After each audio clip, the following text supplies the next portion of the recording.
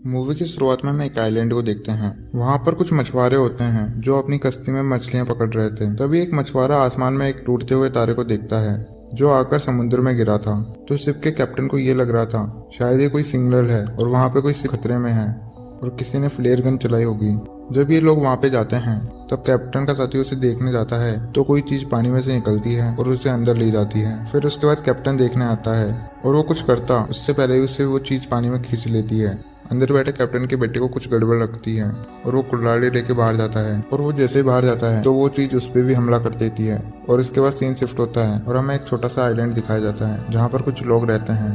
तभी हमें एक पुलिस ऑफिसर को दिखाया जाता है जिसका नाम ओशिए था। वो हमेशा नशे में रहता था और आज के दिन वो नई ऑफिसर को लेने जाता है जिसकी थोड़े दिनों के लिए यहाँ पे ड्यूटी लगाई थी और उसका नाम लीजा होता है। और लीजा की आदत काफी हंसी मजाक की थी लेकिन ओशी रास्ते में उससे कुछ भी बात नहीं करता। फिर ये दोनों पुलिस स्टेशन पहुंच जाते हैं जहाँ पर लीजा की मुलाकात उसके सीनियर से होती है और वो लीजा का वेलकम करते हैं। लीजा का सीनियर बोलता है कि मैं काम के सिलसिले में कुछ दिनों के लिए बाहर जा रहा हूँ और लीजा का सीनियर बोलता है कि मुझे एक पुलिस ऑफिसर की जरूरत है मेरे इस जगह का ध्यान रख सके और मुझे उम्मीद है कि तुम अच्छे से ध्यान रखोगी। फिर वो जाने लगता है। तभी ओजी उससे बोलता है कि मैं था ना, यहाँ पे क्या जरूरत है नई ऑफिसर की। लेकिन उसके सीनियर को उस पर भरोसा नहीं होता क्योंकि ओजी हमेशा नशे में रहता था। फिर हमारे को दो मछुआरे दिखाए जाते हैं जो कि मछलियां पकड़ रहे थे। तभी उनमें से एक आदमी एक अजीब सा क्रीचर पकड़ता है। तभी वो दूसरा आदमी उसे देखने आता है तो वो क्रीचर उस पर पानी की तरह लिक्विड फेंकता है लेकिन वो लिक्विड जहरीला नहीं होता है और उस आदमी को लगता है मैंने कुछ अच्छा सी जानवर पकड़ा है और इस वजह से मेरे को अच्छे पैसे मिल जाएंगे। और वो उस क्रीचर को अपने घर लेके आ जाता है और वो अपने घर के बाथटब में उस क्रीचर को डाल देता है ताकि वो पानी में जिंदा रह सके। दूसरी तरफ हम समुद्र में देखते हैं यहाँ पे कुछ लोगों को मरी हुई व्हेल मिलती है। रोजी और लीजा वहाँ पे जाते हैं और वहाँ पे पहले ही एक डॉक्टर मौजूद था जो मरी हुई व्हेल को चेक कर रहा था। वो डॉक्टर बोलता है ये व्हेल काफी दिनों पहले मरी हुई है। ओसी को थोड़ा अजीब लगता है क्योंकि वो बहुत टाइम से यहाँ पे रह रहा है लेकिन ऐसी चीज उसे आज तक नहीं देखने को मिली।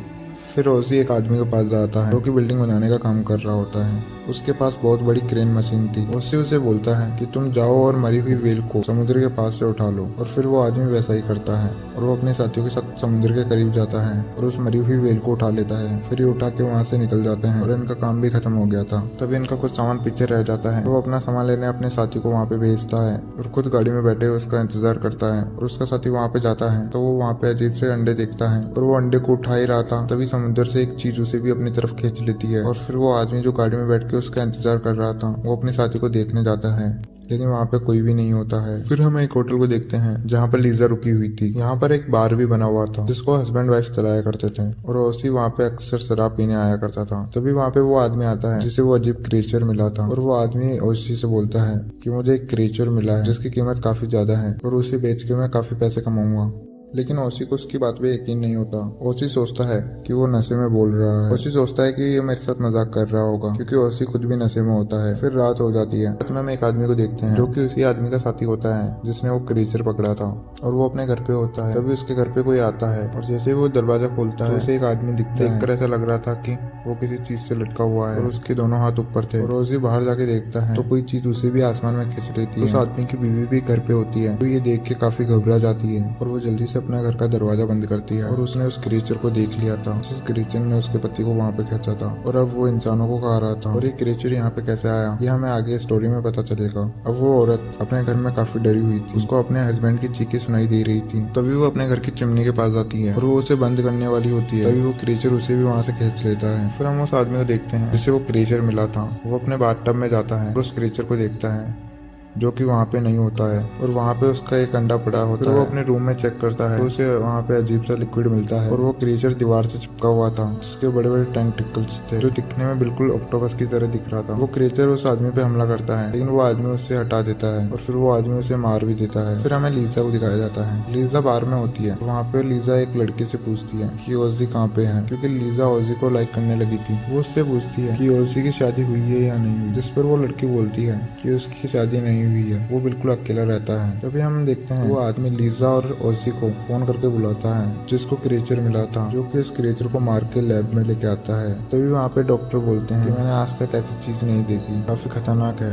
और वो डॉक्टर क्रीचर को ग्रेबर का नाम देता है और वो उन्हें बताता है कि इस क्रीचर की काफी बड़ी जुबान है और ये केवल खून और पानी पीता है। और फिर वो डॉक्टर क्रीचर का अंडा भी दिखाता है। अब ओजी को वेल वाली बात और एक क्रीचर वाली बात भी दोनों सेम ही लगती है। फिर ओजी लीजा को लेके समुद्र के करीब जाता है जहाँ पे ओजी देखता है कि उसी आदमी की गाड़ी खड़ी है जिसे उसने उस व्हेल को उठाने के लिए भेजा था। फिर ओजी उसकी गाड़ी के पास जाता है जहाँ पे उसे कोई भी नहीं मिलता। फिर ओजी पास में एक घर होता है जहाँ इन्वेस्टिगेशन करने जाता है और ये वही घर होता है जहाँ पे उस हस्बैंड वाइफ को उस क्रीचर ने मार दिया था। और फिर ये दोनों वहाँ पे छानबीन करते हैं, हुए कपड़े मिलते हैं और यहाँ पे भी उन्हें वैसी बदबू आ रही थी जैसे कि लैब में उस क्रीचर से आ रही थी। फिर लीजा छत के ऊपर जाती है जहाँ पे उस आदमी का सिर मिलता है जिसको क्रीचर उठा के ले गया था और ये दोनों उस कटे हुए सिर को लैब में लेके आते हैं ताकि उसके बारे में कुछ पता चल सके। लेकिन डॉक्टर बोलता है कि मैं ऐसे कुछ नहीं बता सकता हूँ किसको किसने मारा है, लेकिन हाँ ये काम काफी खतरनाक जानवर का लग रहा है। तभी वो आदमी उसे अपने घर लेके जाता है जहाँ पे जाते ही वो देखता है कि उसका बाथटब उसके घर के बाहर पड़ा है और वो दीवार भी टूटी हुई है, यानी कि जो अंडा उसने वहाँ पे छोड़ा था वो काफी बड़ा क्रीचर बन चुका था। और वो ये देख के समझ जाते हैं कि बहुत बड़ा खतरा आने वाला है। अब इनको सारी बात समझ आने लग गई थी। लीजा ओजी को बोलती है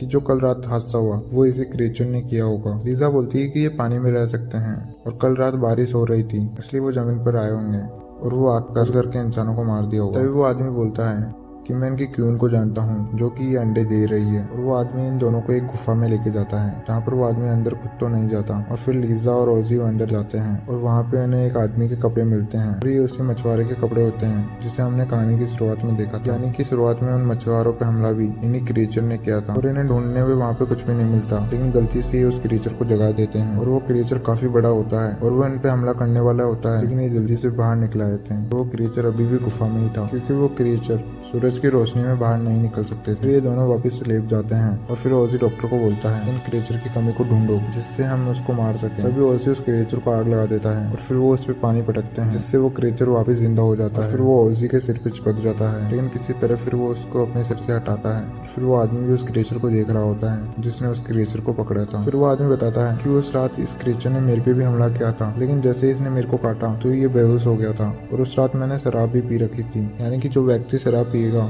ये उन्हें नुकसान नहीं पहुंचा सकते। और आज रात काफी तेज तूफान आने की भी संभावना थी, इसलिए लीजा और ओसी एक प्लान बनाते हैं और फिर वो बार वाले आदमी के पास जाते हैं और उसे ये सारी कहानी बताते हैं। फिर ओजी बोलता है कि हमारा आइलैंड पूरी तरीके से खतरे में है और हम एक ही तरीके से उसे बचा सकते हैं, तुम ज्यादा से ज्यादा लोगों को शराब पिलाओ। ओजी बताता है कि जिसके भी शरीर में अल्कोहल होगी वो क्रीचर उसे नुकसान नहीं पहुंचाएंगे, लेकिन इस बात का पता किसी को भी नहीं चलना चाहिए वरना लोग घबरा जाएंगे। और वो बार वाला आदमी भी इनका साथ देने के लिए तैयार हो जाता है और ये पहला टेस्ट लीजा पे करते हैं। लीजा ओजी को बोलती है कि मैंने कभी भी शराब नहीं पी, लेकिन ओजी फिर भी उसे शराब पिला देता है।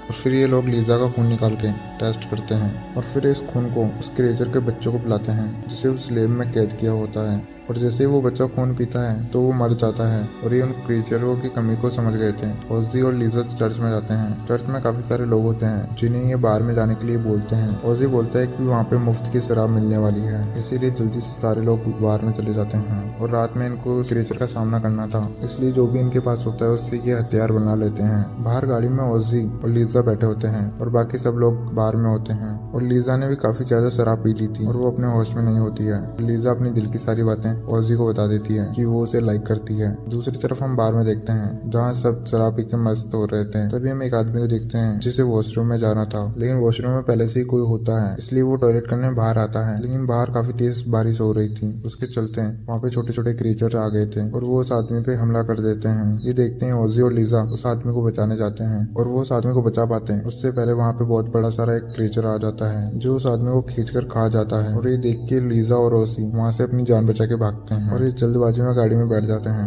तभी लीजा से गाड़ी का सायरन बज जाता है और वो क्रीचर अब इनके पीछे होता है और वो इनकी गाड़ी के ऊपर बैठ जाता है और वो गाड़ी को तोड़ने की कोशिश करता है। और जैसे इनको मौका मिलता है लीजा और ओसी बार के अंदर चले जाते हैं। बार के अंदर आते हैं, बार का मालिक बताता है कि बार की पूरी शराब खत्म हो गई है और हमें शराब लेने दूसरी जगह जाना होगा, लेकिन इस वक्त हम वहाँ पे नहीं जा सकते। ओसी और सबको ऊपर जाने के लिए बोलता है। सब ओसी को बोलते हैं कि क्या हुआ है, लेकिन ओसी उन्हें कुछ नहीं बताता क्योंकि कोई भी नहीं जानता था कि बाहर कितनी बड़ी मुसीबत है। तभी हम उस डॉक्टर को देखते हैं जो लैब में काम करता था। उसने काफी ज्यादा शराब पी ली थी, इसीलिए वो अपने होश में नहीं था और वो बाहर जाके उस बड़े से क्रीचर के सामने खड़ा हो जाता है और उसकी तस्वीर खींचने लगता है और वो उसको बहुत दूर फेंक देता है। फिर हम बाहर के अंदर देखते हैं जिसे इस खतरे के बारे में सबको पता चल गया था और वो सब अपनी जान बचा के ऊपर की तरफ भागते हैं।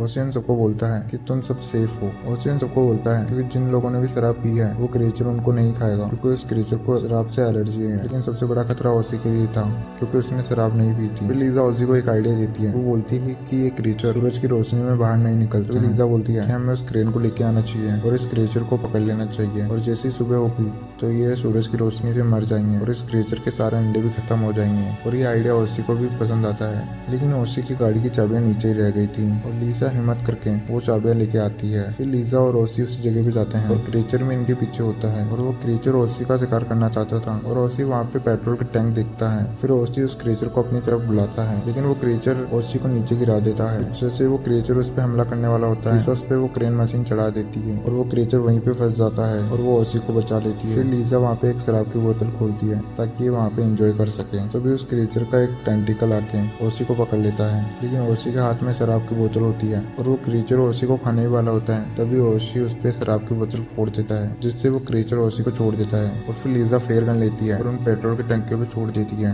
और तभी वहाँ पे बहुत बड़ा धमाका होता है जिसमें वो क्रीचर भी मर गया था। आखिर इन्हें उस बड़े से क्रीचर से छुटकारा मिल ही गया था। सुबह होते ही लीजा और ओसी अपने घर आते हैं और वो दोनों एक दूसरे को अपने दिल की बात बताते हैं और इसी के साथ ये मूवी भी एंड होती है।